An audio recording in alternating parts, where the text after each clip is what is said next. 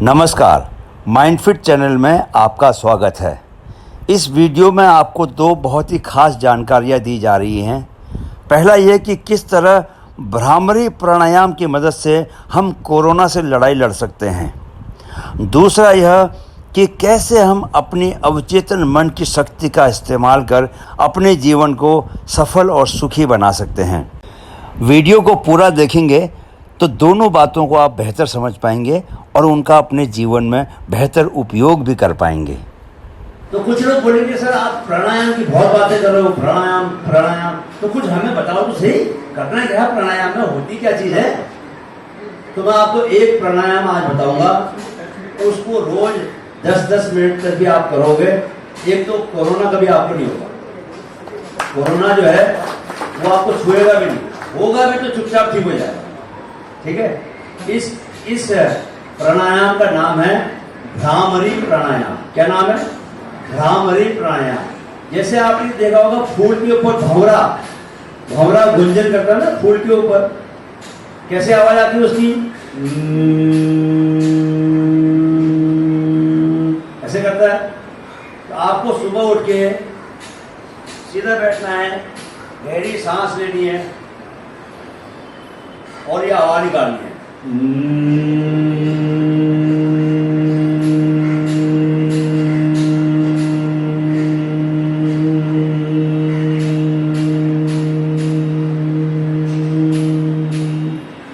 जैसे ओम का उच्चारण है। ओम क्या है? 3 उसमें ध्वनियां हैं, और ऊ और म। तो पहले अभी मेरे साथ आप निकालना, हम क्या करेंगे और निकालेंगे। और कैसे करेंगे? अभी रुक जाओ, पहले सुन लो। सांस गहरी खींचो,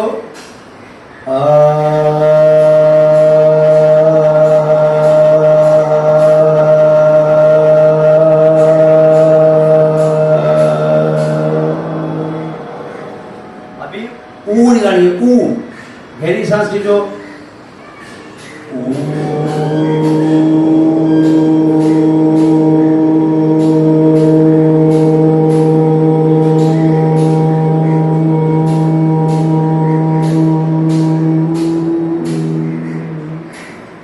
अभी मौ की आवाज निकालिए, मौ की ध्वनि।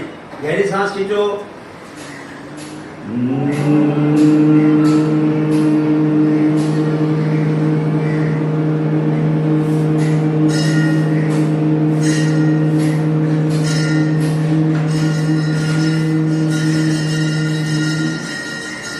तो ये जो मौ की ध्वनि है यही भ्रामरी प्राणायाम है। तो भ्रामरी प्राणायाम में जब आप खुद से करोगे तो दोनों कान बंद कर लो और आंखें भी बंद करो, और फिर इसको आवाज निकालो कम से कम 15 से 20 बार।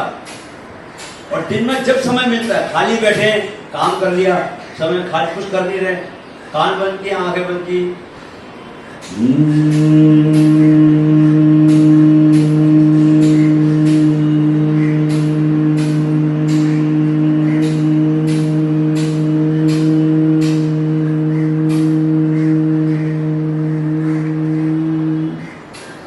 आप लोग जब निकालोगे आवाज, क्या आप जितनी देर तक मैं आवाज निकाल रहा हूँ बिना सांस लिए उतनी देर तक निकाल सकते हो? हैं? मेरा तो रोज का अभ्यास है। तो जितना आपकी फेफड़ों की ताकत बढ़ रही है, आपके फेफड़े मजबूत हो रहे हैं, ज्यादा सांस ले सकते हैं, उतना आप स्वस्थ रहोगे। जितना आप सांस लोगे, फेफड़े, कोरोना बीमारी किन लोगों को पकड़ रहा है? जिन लोगों के फेफड़े कमजोर हैं, 5वें दिन तक तो फेफड़े सिकुड़ जाते हैं, कुछ ताकत ही नहीं है। मुझे जब कोरोना हुआ था तो कोरोना बीमारी के टाइम भी मैं ये प्राणायाम करता था, और ईश्वर का शुक्रिया कि मेरा जो ऑक्सीजन लेवल था वो 95 से नीचे गया ही नहीं। ऑक्सीजन लेवल जो होता है ना वो कम हो जाता है, लोगों का 80-70 तक पहुंच जाता है, बट मेरा नहीं गया। तो अगर आप ये जो प्राणायाम, ये जो और वो मां का जो ध्वनि है, और इसके बाद है ओम का उच्चारण। ओम जो है वो सबसे बड़ा मंत्र है। ओम से ही सृष्टि ने जन्म लिया, ओम ही सब कुछ है। तो ओम का भी उसका उच्चारण करना, उसमें मां का उच्चारण अपने आप हो जाता है, उसमें भी आपका भ्रामरी अपने आप हो जाता है। 3 बार मेरे साथ जैसे ओम का उच्चारण करेंगे। सीधे बैठ जाओ, बिल्कुल कमर सीधी रहेगी, एकदम बिल्कुल सीधी, एड़ी कैटी सीधी रहेगी, ठीक है। आगे नहीं झुकना, कंधे सीधे रहेंगे। पहले गहरी सांस लेना है और मेरे साथ ओम का जितना लंबा मैं खींच रहा हूँ उतना लंबा खींचने की कोशिश करना, ठीक है। देखता हूँ किसमें कितनी ताकत है। चलिए, इनहेल, गहरी सांस लो।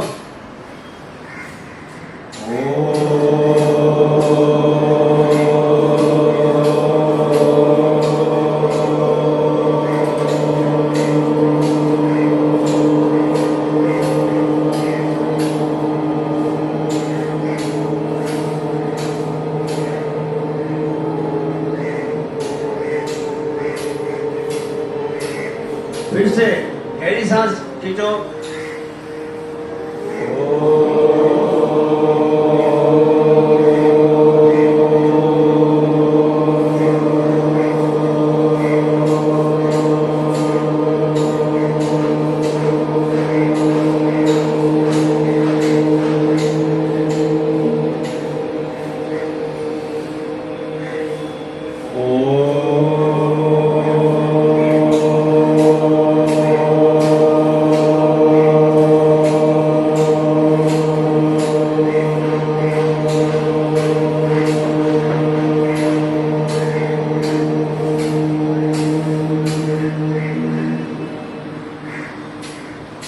तो हम लोग जब ये ओम का उच्चारण कर रहे हैं, आप लोगों को इसका एहसास हुआ नहीं हुआ कि यहाँ पर एक ऊर्जा का वातावरण बन गया और एक पॉजिटिव ऊर्जा का माहौल बना। इस ऊर्जा में कैसा भी बीमार ठीक हो जाएगा। तो आपको ओम का उच्चारण रोज करना है। भ्रामरी प्राणायाम मैंने बोल दिया कि रोज करना है, कम से कम 15 से 20 बार। आपको जो ये होता है जब हम इसका उच्चारण करते हैं तो क्या होता है कि ये यहाँ से एक नाइट्रिक ऑक्साइड रिलीज होता है और वो एंटीवायरल का काम करता है।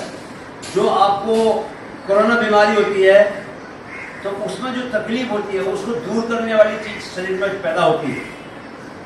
तो कोई बाहर से दवाई लेने की जरूरत ही नहीं है, आपके शरीर में ही अपने आप दवाई बन जाती है। अच्छा, एक और प्राणायाम है, उसको बोलते हैं भ्रष्टिका प्राणायाम। उसमें क्या करना है, उसमें सांस खींचनी है और सांस छोड़नी जोर जोर से। मतलब जैसे अभी मैं बैठा हूं तो मैं सांस एक बार करके दिखाता हूं आपको, ठीक है।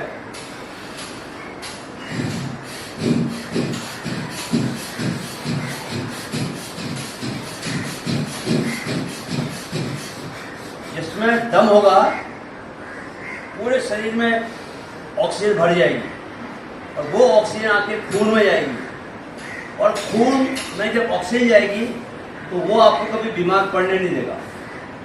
कैंसर हो ही नहीं सकता, हो ही नहीं सकता। ये सब काम हम करते नहीं है। अभी हम पड़े रहते चुपचाप, सोचते रहते उल्टी उल्टी बातें, तो 100 बीमारियां तो खुद ही ले आते हैं अपने ऊपर। हमारा अपने ऊपर कोई कंट्रोल नहीं है। रोज जब ये सब करना शुरू करोगे तो आपके मन की शक्ति बढ़ेगी, आपका शरीर स्वस्थ रहेगा, बीमार नहीं पड़ेगा। आप अपने अंदर ऊर्जा महसूस करोगे, मन के अंदर आपको महसूस होगा कि आप जो चाहो कर सकते हो। इतनी शक्ति आएगी कि किसी को आप बीमार को भी ठीक कर सकते हो, इतनी शक्ति आ जाती है। पहले पुराने जमाने ऋषि मुनि थे हमारे यहाँ, वो तो आंख बंद करके कुछ भी, इतना ताकतवर।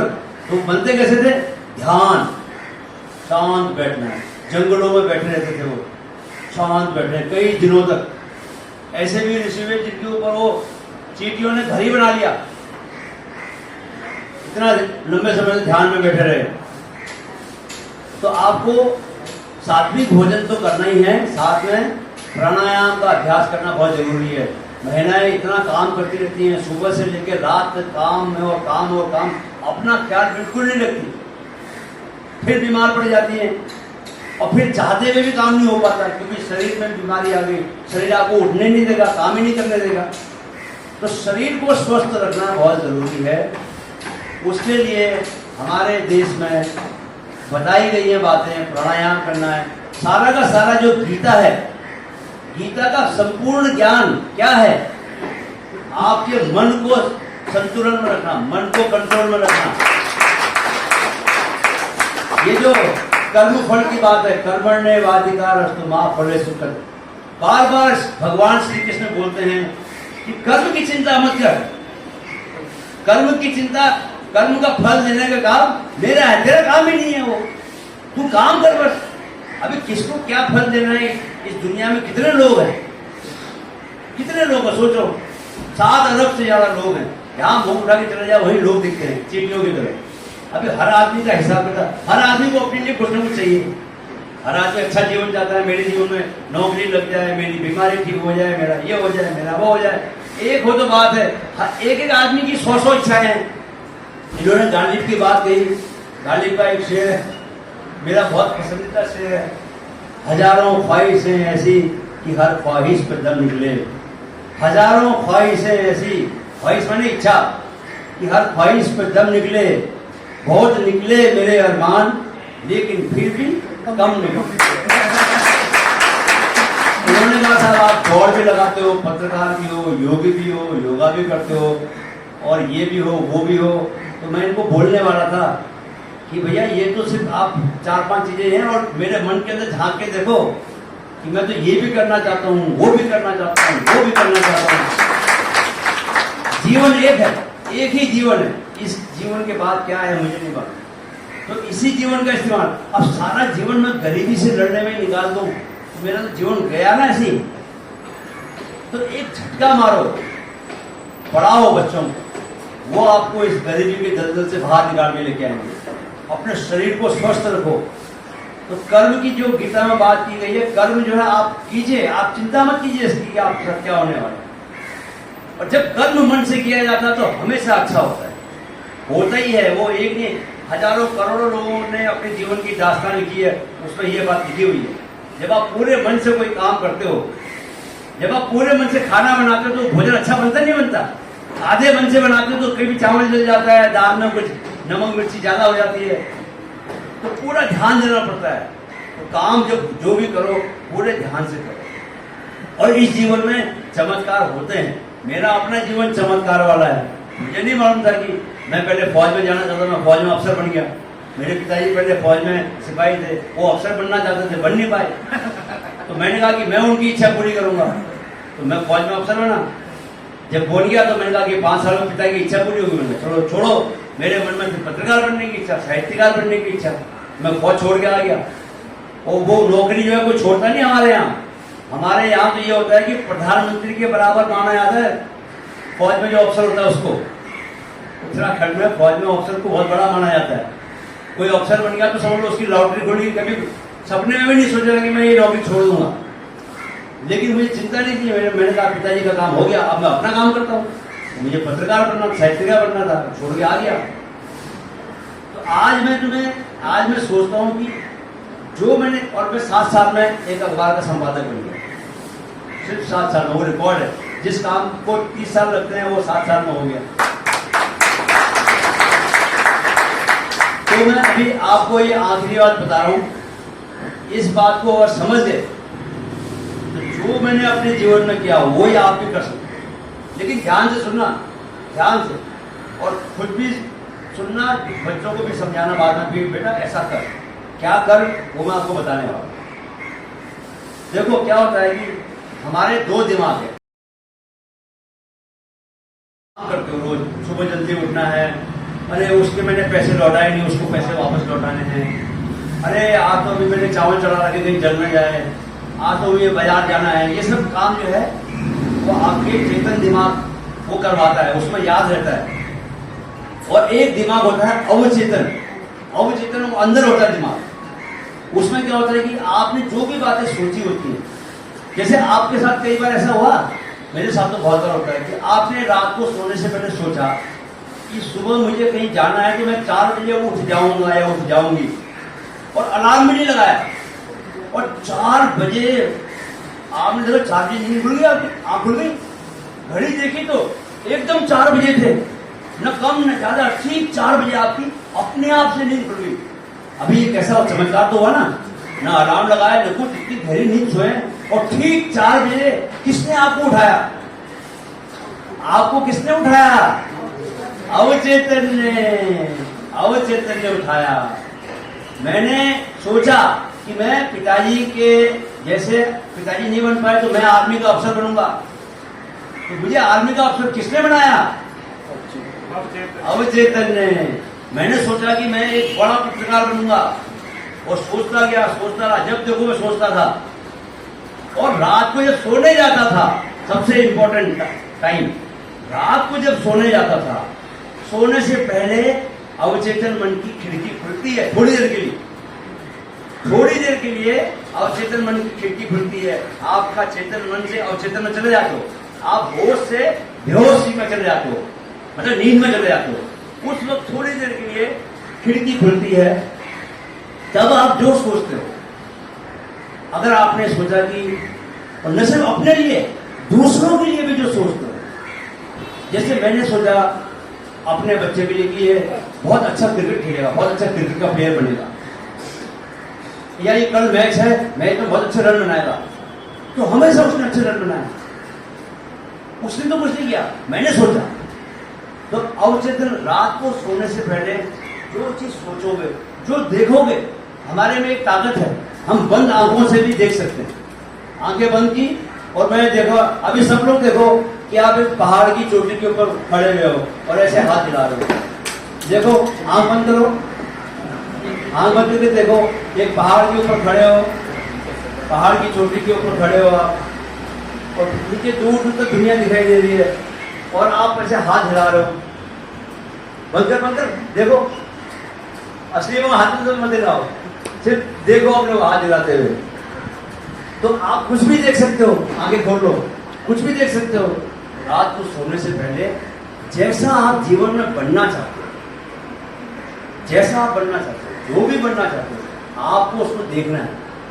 आपको देखने से, जैसे ये भाई साहब देख सकते हैं कि यार मेरा बॉडी बिल्कुल ब्रूस ली जैसा होना चाहिए, अच्छा बॉडी होना चाहिए, बिल्कुल अच्छा बॉडी। और अपना बॉडी को देखें कि पेट गायब हो गया, अच्छे हाथ हो गए, बॉडी स्ट्रांग हो गई है, तो कुछ समय के बाद अवचेतन मन इनको ऐसी रास्ते पे लेके जाएगा कि इनकी बॉडी वैसे बना दे।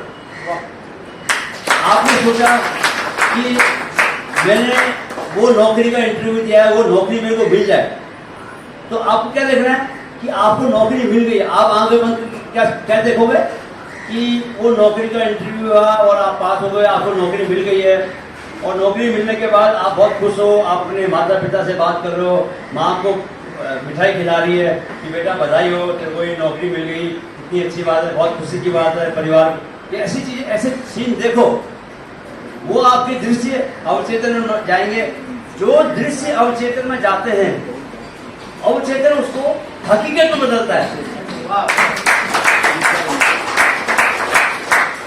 अवचेतन क्या करेगा, वो जो चीज आपने देखी, जैसे इन्होंने देखा कि मुझे नौकरी मिल जाए और नौकरी मिल गई और माँ जो है मिठाई खिला रही है, तो इनकी जीवन में असल में ऐसा होगा कि माँ इनकी मिठाई खिला रही होगी, बोल रही होगी बेटा देखो कितनी अच्छी बात होगी, नौकरी मिल गई। तो रात को सोने से पहले का समय है, उसको कभी बर्बाद मत होने दो। उसमें कुछ जो भी जीवन में चाहते हो, आप चाहते हो कि आप बीमारी है, कोई बीमारी न रहे, आप चाहते हो कि आपके बच्चे का अच्छा हो जाए, अपना कोई अच्छा हो जाए, तो उससे आपको देखना है, अपने आप से आपके जीवन में होगा। लेकिन हम इतने गधे भी नहीं है कि सारा कुछ अवचेतन मन पे छोड़ दे।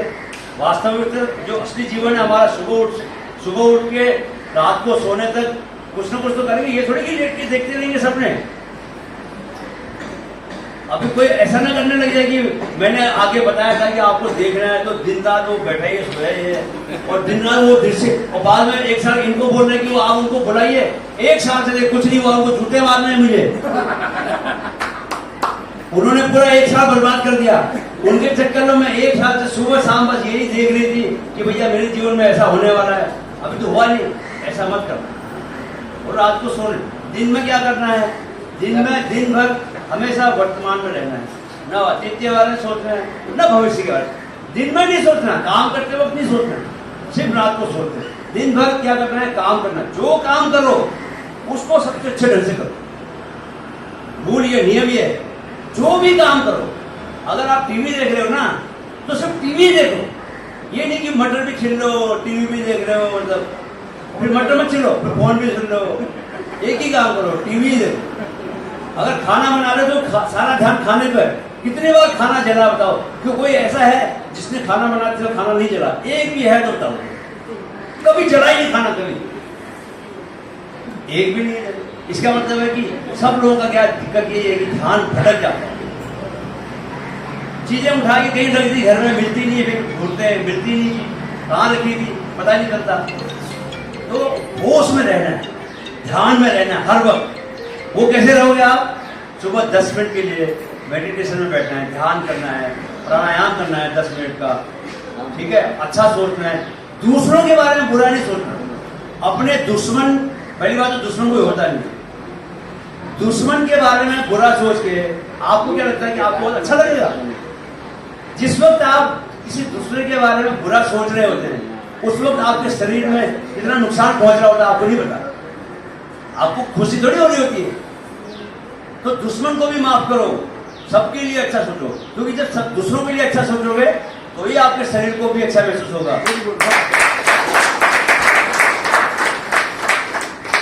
तो देखो ऐसा है कि ये तो बोल रहे थे कि ठाकुर साहब के बारे में बोलता रहूंगा, ये तो बोलते रहते या न रहते, बट आप लोगों से, आप लोग जितने ध्यान से बातें सुन रहे हैं, और मुझे जो लग रहा है कि आपके लिए जो मैं बातें बता रहा हूँ जितनी जरूरी है, उसके हिसाब से मैं जरूर शाम तक बोलता रह सकता हूँ। लेकिन और भी गम है दुनिया में मोहब्बत के सिवा, तो और भी काम है, आप लोगों को भी बहुत सारे काम होंगे। बस जो मोटी मोटी 3 बातें हैं एक बार मैं दोहरा दूंगा, उसके बाद मैं नमस्कार करूंगा आप लोगों को। सबसे पहली बात क्या है कि आपको भ्रामरी प्राणायाम का अभ्यास करना है, वो बहुत जरूरी है, खासकर कोरोना टाइम पे अपने बच्चों को भी कराओ। आपका माइंड जो है कभी बूढ़ा नहीं होगा।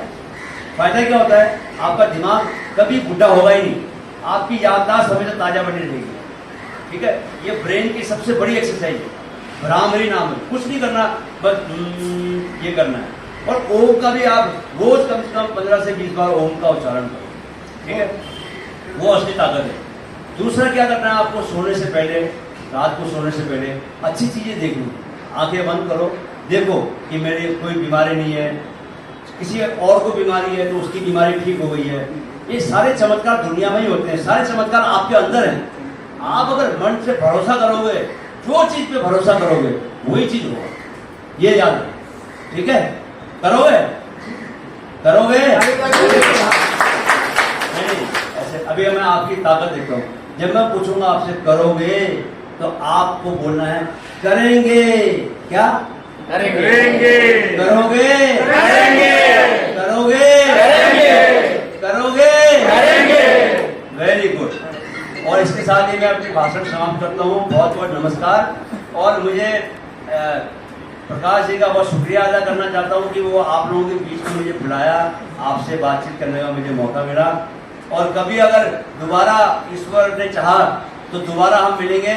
फिर मैं आपसे पूछूंगा कि आपने जो कहा 3 बार करेंगे, तो वो किया कि नहीं किया, ठीक है। नमस्कार।